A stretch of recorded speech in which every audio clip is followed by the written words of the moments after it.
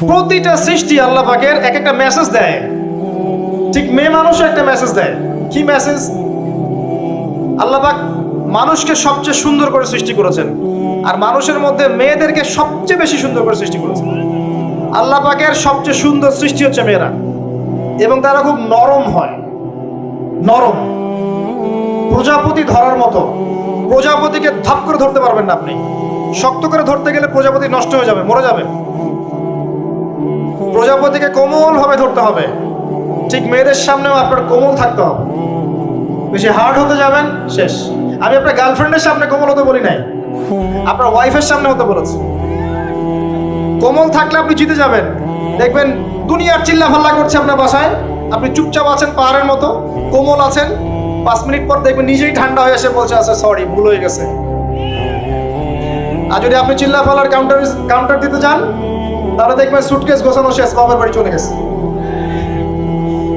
Deal করা খুব difficult. এখানে আপনাকে খুবই সবরের পরিচয় দিতে হবে। আল্লাহ পাক বোঝার তৌফিক দান। আর আমরা মা বোনদেরকে রিকোয়েস্ট করব, 4টা মূলনীতি মেনে কাপড় চোপড় পরবেন। আপনার কাপড়টা এমন হবে না যেই কাপড়টা পরলেও অঙ্গ প্রত্যঙ্গ দেখা যায়, বোঝা যায়, এমন হবে না। কাপড়টা এমন হবে না এত টাইট ফিটিং যে আপনার অঙ্গের উঁচু নিচু অবয়ব বোঝা যায়, এমন হবে না। কাপড়টা এমন হবে না যেটা অমুসলিমদের পোশাক, আর কাপড়টা এমন হবে না যেটা পুরুষদের পোশাক। এই মূলনীতিগুলো মেনটেন করে কাপড় পরবেন ইনশাআল্লাহ। এছাড়াও মেয়েদের কথায় পর্দা আছে, চলনে পর্দা আছে, ওঠা বসায় পর্দা আছে। নামাজ পড়ার সময় তাদেরকে কিছুটা শালীনভাবে নামাজ পড়তে হয়। তাদের চোখের দৃষ্টির মধ্যে পর্দা আছে। এগুলো কে শিখাবে এখনকার মেয়েদেরকে? সবসময় বিজি দেখবেন নতুন কোন সিরিয়াল আসছে, নতুন কোন ফ্যাশন আসছে, নতুন কোন পার্লারে কি আসছে, কোন কাটিং আসছে, কোন নায়িকা আসলো। ওই যে বাংলাদেশে কোন এক নায়িকা আসছে, তাই নিয়ে মিডিয়াতে এমন তোলপাড়, মনে কি নাকি একটা অবস্থা। আল্লাহর কাছে তোমার কি মূল্য আছে হে? আল্লাহর কাছে তোমাদের কি মূল্য আছে? তোমরা কি 5 ওয়াক্ত নামাজ পড়ো? তোমরা কি পর্দা করো? তোমাদের মধ্যে হায়াবোধ কিছু আছে? তোমরা মানুষকে ভালো কিছু শেখাও, সমাজকে ভালো কিছু দাও, শালীন কিছু দাও। আল্লাহর কাছে তোমাদের কি মূল্য আছে? নবী সাল্লাল্লাহু আলাইহি ওয়াসাল্লাম তো জাহান্নাম দেখে সেই কথাটাই বলেছেন, আমি জাহান্নাম দেখে আসলাম, সেখানে বেশিরভাগ অধিবাসী হচ্ছে মেয়ে, নারী। কি কারণ? তারা এমন কাপড় চোপড় পরে বাইরে ঘুরতো যেই কাপড় পরেও তারা নগ্ন থাকতো। আমি কি ব্যাখ্যা করতে হবে? আপনি দেখতে পারেন না? এবং তারা স্বামীর সাথে কুফরি করত। সারা জীবন স্বামী যদি তাদের ভরণ পোষণ দেয়, ভালোবাসে, মহব্বত করে, তাদের জন্য জীবনটা ক্ষয় করে ফেলে, এক পর্যায়ে গিয়ে বলবে, সারাটা জীবন তোমার কাছে কিছুই পাইলাম। বাস্তব। এগুলোর কারণে মেয়েরা বেশি বেশি জাহান্নামে যাবে। এবং তারা মানুষ মারা গেলে মাতম করে, বুক পিঠ চাপড়ায়, এই কারণে যাবে। এবং তর্ক লাগলে অভিশাপ দেয় বেশি, এই কারণে যাবে। আল্লাহ পাক আমাদের মা বোনদেরকে হেফাজত করুন। তবে একটা হাদিস আছে সুসংবাদের।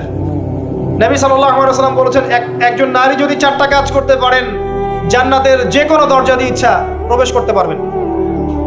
1 নাম্বার 5 ওয়াক্ত নামাজ, 2 নাম্বার রমজান মাসে সওম, 3 নাম্বার আপনার লজ্জাস্থানের হেফাজত অর্থাৎ খাস পর্দা, এবং 4 নাম্বার আপনার স্বামীর আনুগত্য।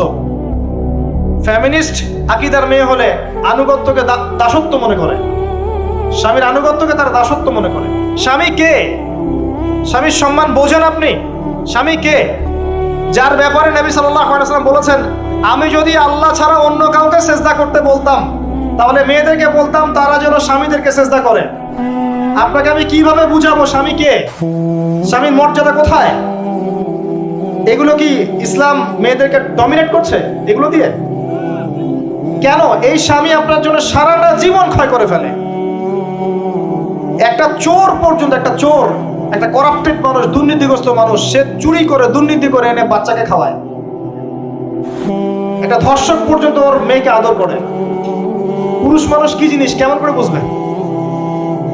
সারাটা জীবন ক্ষয় করে ফেলায়। যদি আপনি তার আনুগত্য করেন, তার সামনে সুন্দর মতো থাকেন, তার কথার সাথে তর্ক না করেন, ভালোবাসা দিয়ে থাকেন, আপনার জন্য সে জীবন দিতে প্রস্তুত থাকবে। এরকম পুরুষ মানুষ। আপনাদেরকে কেউ চোখ তুলে তাকালে চোখ তুলে ফেলাবে,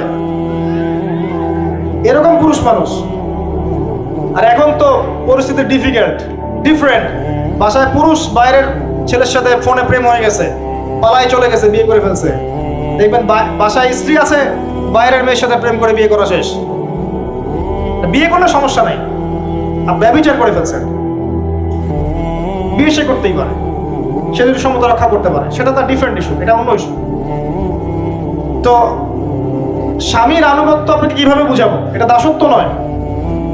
নবী সাল্লাল্লাহু আলাইহি ওয়াসাল্লাম বলেছেন, কোনো স্বামী যদি কোনো স্ত্রীকে চায়, তার প্রয়োজনের জন্য চায়, মহব্বতের জন্য, স্ত্রী যদি চুলায় রান্না করতে থাকে, ওই রান্না ফেলে দিয়ে তাকে আসতে হবে। হাদিস। রাতের বেলা স্বামী স্ত্রী শুয়েছে, স্বামীর চাহিদা আছে, স্ত্রীর কোনো সমস্যা নাই, স্ত্রী ফিট, ইচ্ছা করেই অহেতুক স্বামীকে বলল আমি রাজি না, উল্টা পাশে মুখ করে ঘুমিয়ে গেল। আল্লাহর নবী বলছেন, সারা রাত আল্লাহর পক্ষ থেকে একজন ফেরেশতা আসবে, এসে এই নারীকে অভিশাপ দিতে থাকবে। এখন এগুলো হাদিস শুনলে বলবে যে ইসলাম তো মেয়েদেরকে ছোট করছে। একজন মেয়ে তার, একজন স্বামীর কথা বলছে, স্বামী তার মেয়ে, তার স্ত্রী, তার মা, তার বোন, সবাইকে তার মিরাসের হক দিতে হয়। একজন মেয়ে তার বাবার সম্পত্তি পায়, কোনো কোনো ক্ষেত্রে তার ভাইয়ের সম্পত্তি পায়, তার স্বামীটা তো পাই, তার ছেলেরটাও পায়, নানি হলেও সম্পত্তির হক আছে। একটা মেয়েকে চতুর্দিক থেকে সিকিউর করা হয়েছে ইসলামে। তারপরেও কিছু ফ্যামিনিস্টের কারণে এরা বলবে যে মেয়েদেরকে ইসলাম ছোট করছে। হ্যাঁ, মেয়েদেরকে ইসলাম কেন ছোট করছে? কারণ পর্দা করে যে বাইরে বেরোতে বলেছে, ঢ্যাং ঢ্যাং করে নগ্ন হয়ে বেরোতে নিষেধ করেছে, এই কারণে। যদি বলে যে হ্যাঁ ইসলাম আপনাদেরকে ফ্রি মিক্সিং এর স্বাধীনতা দিচ্ছে, আপনারা সবাই ফ্রি মিক্সিং করেন, গেঞ্জি পরেন, টি শার্ট পরেন, স্যান্ডো গেঞ্জি পরে বাইরে ঘুরে বেড়ান, টাইট ফিটিং প্যান্ট পরে বাইরে ঘুরে বেড়ান, সব জায়গায় আপনারা ফ্রি মিক্সিং করেন, পর্ন দেখেন, জেনা করেন, মদ খান, ইসলাম খুব ভালো। তখন তোমাদের জন্য তো ইসলাম নয়, তোমরা জাহান্নামে যাও, আল্লাহর কি আসে যায়?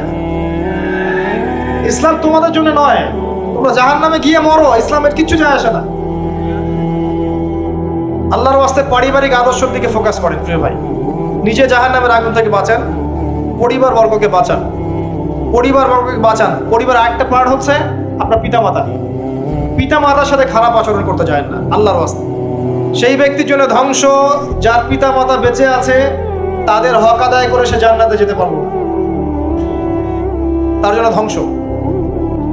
আরেকটা অংশ আছে আপনার সন্তান সন্ততি। বাচ্চা কাচ্চার প্যারেন্টিংটা খুব সুন্দর করে করেন। যখন আপনি স্ত্রীর সাথে মিলন করতে গিয়েছেন, তখন দোয়া পড়েন, আল্লাহুম্মা বিসমিল্লাহি আল্লাহুম্মা জান্নিবনা শাইতান ও জান্নিবি শাইতান মা রাযাকতানা। আমার মনে হয় এখনকার জেনারেশন যেগুলো আছে ফাসেক, মাদক সেবন করে, পর্নোগ্রাফিতে আসক্ত, ইয়াবাখোর, স্মাগলিং করছে, চুরি করছে, হাবিজাবি, ধর্ষণ করছে, আমার মনে হয় না তাদের পিতামাতা তাদেরকে জন্ম দেওয়ার সময় এই দোয়াগুলো পড়েছিল। কারণ পিতামাতা এই দোয়া পড়লে ওই সন্তানকে শয়তান স্পর্শ করতে পারে না। সন্তান হবে, সন্তান ছেলে হোক মেয়ে হোক, আপনার এটা নিয়ে মন খারাপ করার কিছু নাই। একজন কন্যা সন্তানকে লালন পালন করে সৎপাত্রে পাত্রস্থ করলে এই মেয়ে পরকালে আপনার জন্য জাহান্নামের আগুন থেকে ঢাল হয়ে যাবে। যার কাছে দুইজন মেয়ে আছে, দুইটা মেয়েকে সে ভালো করে মানুষ করেছে, নবী সাল্লাল্লাহু আলাইহি ওয়াসাল্লাম বলছেন সে জান্নাতে আমার সাথে এমন করে থাকবে, এইভাবে। কেউ যদি বিধবার দায়িত্ব নেয়, সেও নবী সাল্লাল্লাহু আলাইহি ওয়াসাল্লামের সাথে এইভাবে থাকবে।